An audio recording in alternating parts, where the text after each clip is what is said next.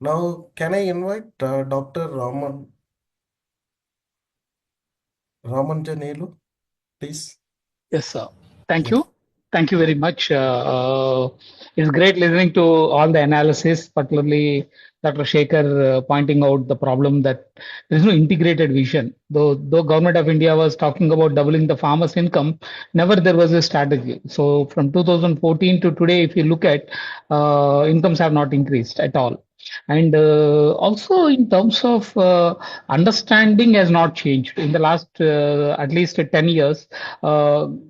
Why the incomes are not increasing and then what are the real crises agriculture is facing is not actually understood. That's one of the reasons you see this year's budget reallocations were made very in the same way to do more of the same to achieve a different solution. I think that's where the problem lies.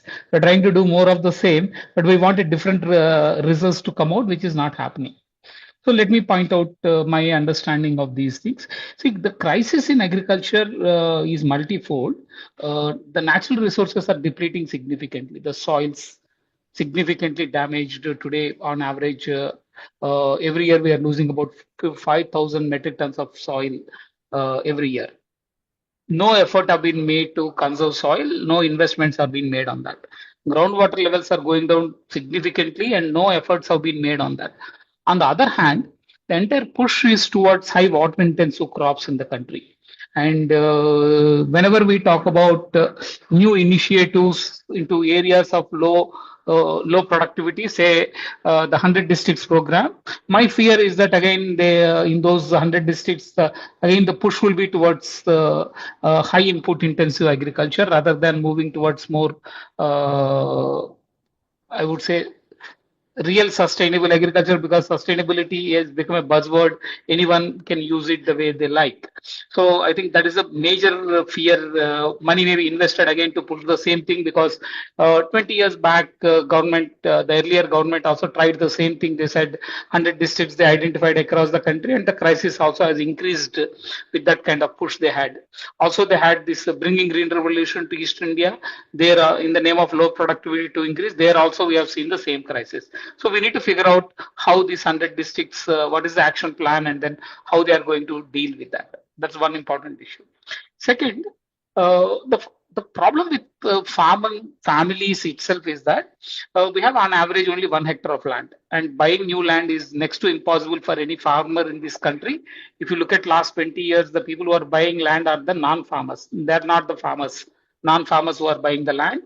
So farmers cannot increase their land because the land prices are increasing.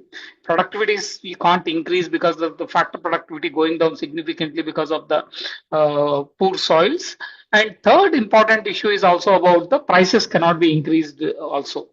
So in that situation, how do we increase income? Only source is about diversifying the livelihoods and then creating opportunities for that. So we need to invest on that, which is not happening at all. And just look at the PM Kisan when they started. The idea was to compensate for the gap in the income, but nearly 7 8 years back they fixed it as 6,000 per year, and there is no formula. Even today they came out with how this 6,000 will be calculated and how it will be linked to the inflation, which is very critical. And on the on contrary, now they announced the pay commission for employees. So there will be an exercise done across the country. What would be the cost of living? What would be the income which is required? So how do we increase the salaries? But why are we not doing the same thing for farmers? I think that is an important question we all need to ask. There should be a kind of income commission which looks at farmers' incomes and then sets that PM Kisan linked to that as an indicator. We should come up with an indicator to which actually PM Kisan will be tied, the gap in the incomes. So government should make all efforts to increase the income. If there is still a gap, that should be compensated through the PM Kisan. Another important thing in the last several years, government is talking about establishing 10,000 FPOs plus, but all these FPOs are not becoming viable because the access to finance is still a problem. Access to finance has to increase. So we thought there will be an investment fund which will be announced for FPOs, etc., which is not done. So in the absence of significant changes in the way interventions are made, say revising the subsidy these in terms of putting them onto supporting farmers who are making transition towards sustainable production. If we just announce a program on natural farming, it is not going to help. We still continue support chemical fertilizers, but we want farmers to make a transition towards natural farming. We want farmers to make a crop diversification in Punjab, Haryana, but the procurement is only done for rice and wheat. So that's where the problem lies. So coming up with better solutions towards that is something which was important, which was expected in the budget, but it didn't happen. Also learning from the experiences across the states. Many states have experimented and came up with new programs and plans. Say, Odisha Millet Mission is a great example how state can gear up to promote locally suitable cropping patterns and then create opportunities for the farmers. Andhra Pradesh natural farming is a great example how farmers can be supported towards moving towards natural farming. And similarly, there is a Chhattisgarh initiatives on rural development and agriculture, which really worked well. So when these experiences from the states are coming up, unfortunately, center is still caught up in the same framework thinking the current modern agriculture will solve the problem. So again, talking about a national mission on seeds is another great example which shows that they're again trying to look at by supplying seeds all the problems will be solved, which is not the case.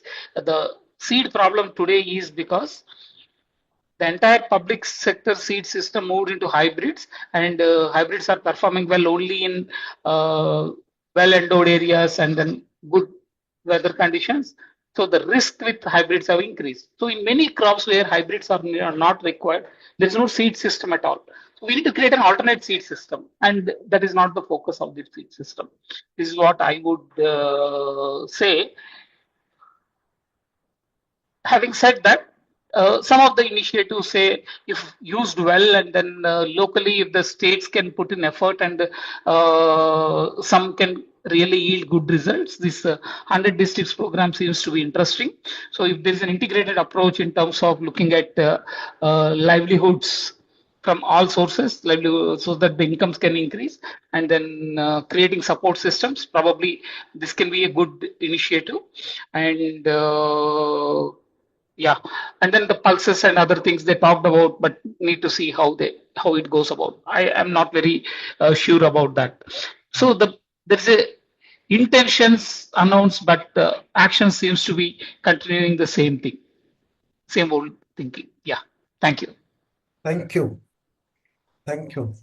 Mm, It appears that you are definitely keeping how the initiatives taken to double the farmers' income, right? Whether they had really yielded the. They are not yielded, sir. They're Mm, certainly not yielded. That's what data is showing. The government's own data is showing that there is no increase in the incomes, and in fact, indebtedness is increasing. And Exactly. so what do you do? Because see, you cannot increase the land, you cannot increase the productivity, you cannot increase the price. So, what is your formula for increasing the income? I think that's a key thing which government should come up with. So I thought we will flag this issue during our Q&A session, but then Thank I you. thought at this point of time, you seem to be under the influence of those kind of analysis, whether doubling farmer income had really yielded the original output. No, no. See, I work with nearly about 1 lakh farmers in many states. So daily it's my struggle actually how I can use the current programs and schemes to support farmers. And so in day to day, I'm seeing the primary data coming from the farmers. So the choices are not left with the farmers. And every new government initiative is taking away the choice. That's a worry. Yeah, we'll take it up a little more elaborately, little while Yeah, later. But yeah, the highlighting that fact is very yeah. minor, I Right. thought. Thank All you. right. Thank you so much.